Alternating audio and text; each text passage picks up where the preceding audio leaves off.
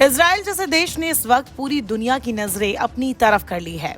Hamas से जंग के बीच इजराइल के प्रधानमंत्री बेंजामिन नेतन्याहू ने एक ऐसा राह चुन लिया है जहां से वापस जाना मुश्किल नजर आ रहा है। अब ईरान और इजराइल में न सिर्फ जंग की नौबत आ गई है बल्कि पूरे मिडिल ईस्ट में जंग छिड़ती नजर आ रही है।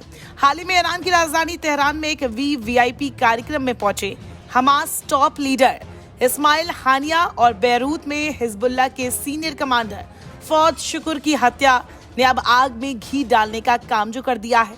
यह स्ट्राइक ऐसे वक्त में हुई जब इंटरनेशनल मीडिएटर्स इजराइल और हमास को सीज फायर के लिए मनाकर गाजा में चल रहे कत्लेआम को रोकने का प्रयास कर रही हैं, लेकिन इन सब पर पानी फिर सकता है। ईरान में घुसकर ऐसे हमास लीडर या हिजबुल्लाह लीडर पर हमला करना उकसाने का व्यवहार है और इसका हर्जाना इजराइल, ईरान और मिडिल ईस्ट के देशों को उठाना पड़ सकता है। खैर, अगर ये सवाल उठता है तो ऐसे में क्या ईरान इजराइल से जंग कर पाएगा?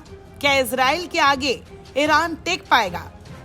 ये जानने के लिए जानना पड़ेगा कि ईरान और इजराइल की मिलिट्री ताकत कैसी है। दुनिया भर की ताकतवर मिलिट्री फोर्स की तुलना की जाए तो ईरान 14वें और इजराइल 17वें स्थान पर है। आबादी की बात करें तो ईरान की आबादी 8 करोड़ 75 लाख से ज्यादा है, वहीं इजराइल की तुलना में सिर्फ 90 लाख ज्यादा। ईरान के पास कुल सैनिकों की संख्या 11,80,000 है, जबकि इजराइल के पास 6,70,000 सैनिक फोर्स है। ईरान के वायुसेना की बात करें तो इसमें इजराइल ताकतवर है।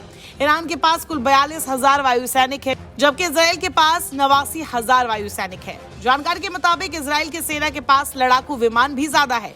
न सिर्फ इनकी संख्या ज्यादा है बल्कि ईरान के मुकाबले इनकी मारक क्षमता भी ईरानी फाइटर जेट्स में बेहतर है। थल सैनिकों की बात करें तो ईरान के पास 3,50,000 सैनिक है, जबकि इजराइल के पास 5,26,000 सैनिक है। यानी इस मामले में भी इजराइल ईरान से आगे है।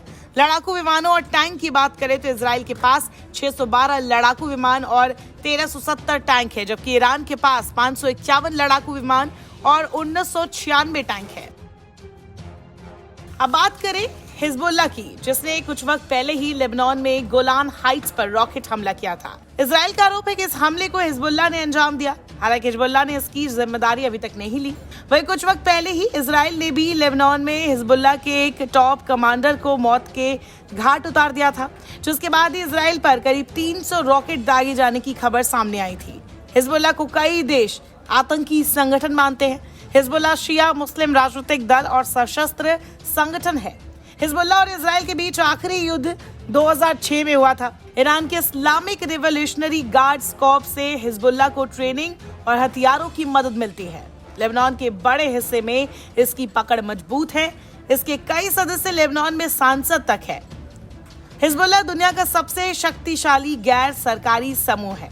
इसके लड़ाके रॉकेट और ड्रोन से लैस है। बड़ी बात यह है कि हिजबुल्लाह अगर जंग छिड़ती है तो ईरान के साथ रहेगा। रिपोर्ट्स के मुताबिक हिजबुल्लाह के पास कुल 1 लाख रॉकेट हो सकते हैं। हिजबुल्लाह के नेता हसन नसरल्लाह ने 2021 में जानकारी भी दी थी कि उनके संगठन में करीब 1 लाख लड़ाके शामिल हैं। हालांकि institute for strategic studies think tank के मुताबिक कुल 20,000 सक्रिय लड़ाके संगठन में हो सकते हैं। हिजबुल्लाह का कहना है कि वो अपनी मिसाइल और रॉकेट से पूरे इजराइल को निशाना बना सकता है।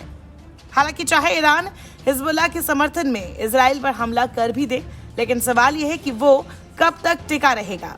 इस्माइल हानिया को ना तो फिलिस्तीन में मारा गया और ना ही किसी अन्य देश में। बजाय इसके इस्माइल को उस देश में निशाना बनाया गया है जिससे इजराइल पहले से ही पंगा लेकर बैठा हुआ है। माना यह भी जा रहा है कि हानिया की मौत का असर इजराइल हमास की जंग पर भी पड़ सकता है। हमास के लिए खुद को ऑपरेट करना और मुश्किल भरा हो सकता है। सवाल ये भी कि हानिया की हत्या के बाद हमास का नेतृत्व कौन करेगा। माना जा रहा है कि इस हत्या के बाद हमास नेतृत्व विहीन हो गया है। दोनों ही देशों के शीर्ष नेताओं की बैठकें शुरू हो गई है। हालांकि दूसरी तरफ भले ही इजराइल का पलड़ा भी भारी हो, लेकिन गाजा पर लगातार हमले करके और हमास के खात्मे की कसम निभाने में जुटा इजराइल अब उतनी मजबूती से जंग नहीं लड़ पाएगा। इजराइल की तरफ से हमास चीफ की हत्या पर कोई टिप्पणी नहीं आई है। इजराइल ने ईरान के अंदर घुसकर इस्माइल की हत्या की है। बदले में ईरान भी कुछ ऐसा ही प्लान कर सकता है। इसमें इजराइल की खुफिया एजेंसी मोसाद और भी सतर्क हो गई है। हमले के बाद इस्माइल हानिया के बेटे ने भी कहा है कि वो इस जंग को खत्म नहीं होने देंगे और दर्दनाक जवाब देंगे। साफ है दोनों ही देशों के बीच युद्ध का माहौल बना हुआ है। ऐसे में हानिया की मौत से एक और बड़ी जंग मिडिल ईस्ट में छिड़ सकती है। नमस्कार, मैं हूं मानक गुप्ता। अगर आपको हमारा ये वीडियो पसंद आया हो तो इसे लाइक और शेयर जरूर करें, और हाँ, हमें सब्सक्राइब और फॉलो करना ना भूलें ताकि आप देश और दुनिया की कोई खबर मिस ना करें। तो जुड़े रहिए हमारे साथ और देखते रहिए